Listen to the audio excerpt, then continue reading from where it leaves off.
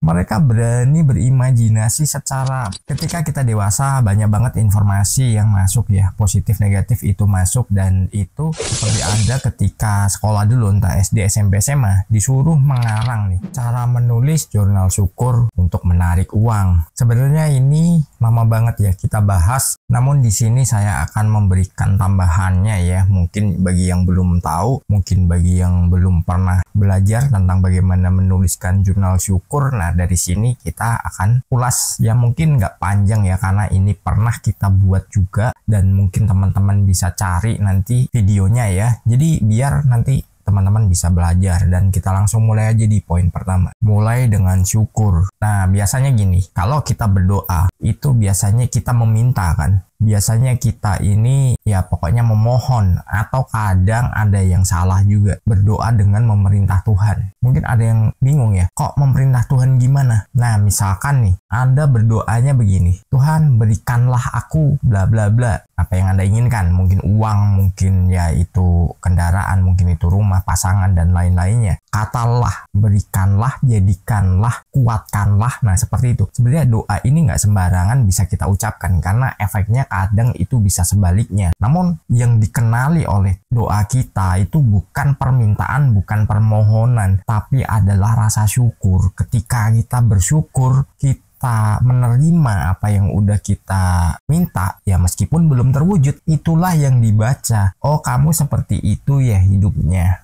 Oke, kasih lagi, padahal itu belum mendapatkan apa-apa. Apalagi misalkan Anda pengen gaji 10 juta nih tiap bulan. Terus ya Anda mengungkapkan syukur. Kalau Anda ini syukur, terus Anda ini sudah memantapkan diri Anda kalau Anda bersyukur, ya itu yang akan diberi, itu yang akan Anda terima. Ini juga sama ketika kita menuliskan apa yang menjadi rasa syukur kita. Jadi teman-teman, ketika menuliskan rasa syukur, itu Anda bisa tuliskan, saya sangat berbahagia sekali dan bersyukur telah ungkapkan bahwa itu Anda sudah miliki, itu udah Anda dapatkan. Karena apa? Itu nanti yang akan Anda tarik. Jadi bukan nanti Anda menuliskan, aku menginginkan ini, aku menginginkan itu, aku pengen banget punya ini, aku pengen banget punya itu. Bukan seperti itu. Itu nggak akan pernah terwujud sampai kapanpun ya. Mungkin sampai nanti matahari ini punya cabang, itu Anda nggak akan pernah terwujud impiannya. Jadi ketika Anda nanti pengen menuliskan rasa syukur, buat itu semuanya adalah sebuah kebahagiaan, dan Anda sangat bersyukur banget. Karena apa? Itu yang akan Anda tarik. Meskipun Anda belum menerimanya, Anda belum memilikinya, ya itu memang konsepnya seperti itu. Namun ketika Anda nanti salah menuliskan, Anda salah untuk membuat tulisannya, itu perlu Anda koreksi. Mungkin kok nggak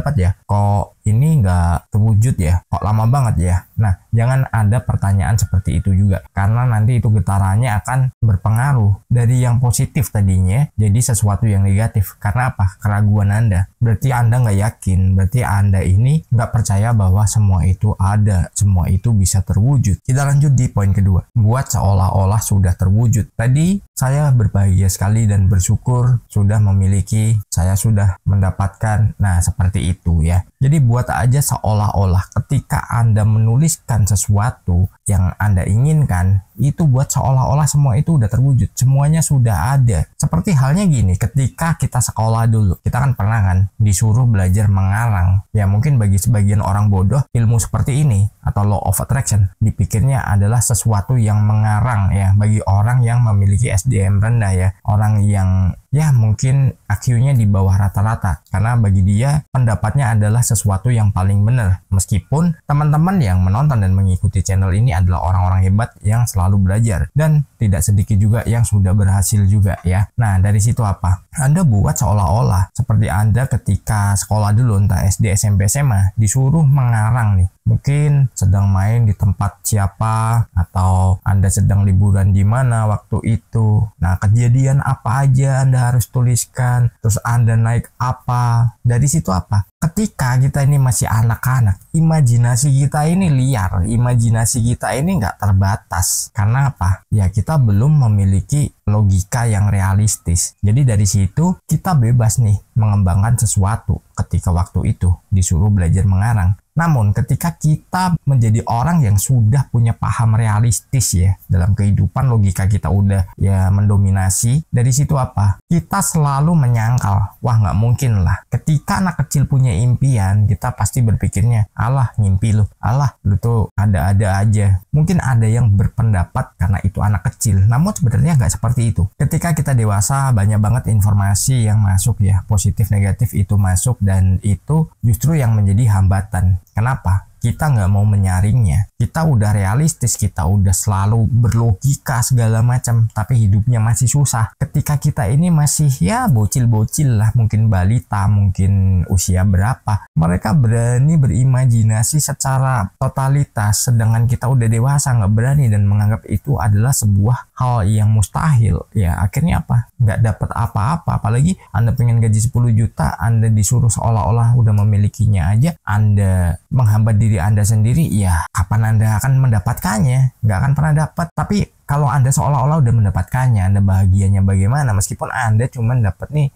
gaji UMR di kota tertentu ya, yang kadang cuma 2 jutaan. Meskipun itu buat hidup aja kurang, tapi kalau Anda bersyukur, dikasihnya lebih. Entah nanti dapat sumber dari tempat lain juga kita nggak tahu juga, karena tiap orang prosesnya masing-masing ya beda-beda. Jangan pernah Anda ini nggak totalitas juga, terus Anda nggak berani berimajinasi seolah-olah sudah memilikinya. Namun libatkan rasa juga ya. Kita lanjut di poin ketiga. Deskripsikan perasaan positif. Nah, kita harus mendeskripsikan perasaan positif kita. Jadi apapun yang kita tuliskan, kita harus deskripsikan bahwa itu adalah hal-hal yang menyenangkan aja, hal-hal yang itu memang kita inginkan, dan hal-hal itu meskipun kita belum mencapainya, ya syukuri aja. Karena apa? Kadang kita nggak sengaja dapat tawaran yang mungkin dilihatnya kecil, tapi ternyata di balik itu ada sesuatu yang sudah menunggu, dan sesuatu itu adalah apa yang kita impikan, dan itu membawa kita jauh lebih besar lagi. Segala sesuatunya itu butuh proses ya. Jadi deskripsikan, Anda tuliskan apapun, seperti ketika belajar mengarang waktu SD itu, Anda tuliskan apa yang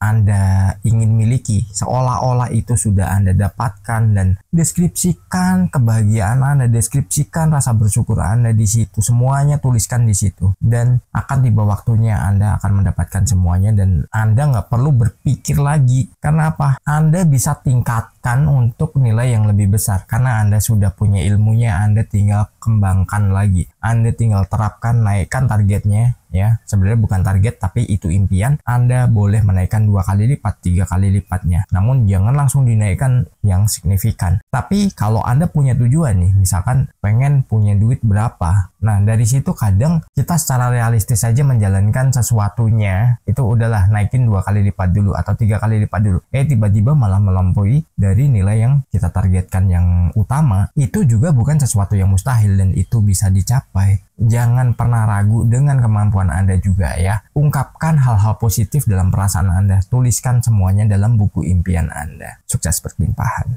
Di layar kecil ku temukan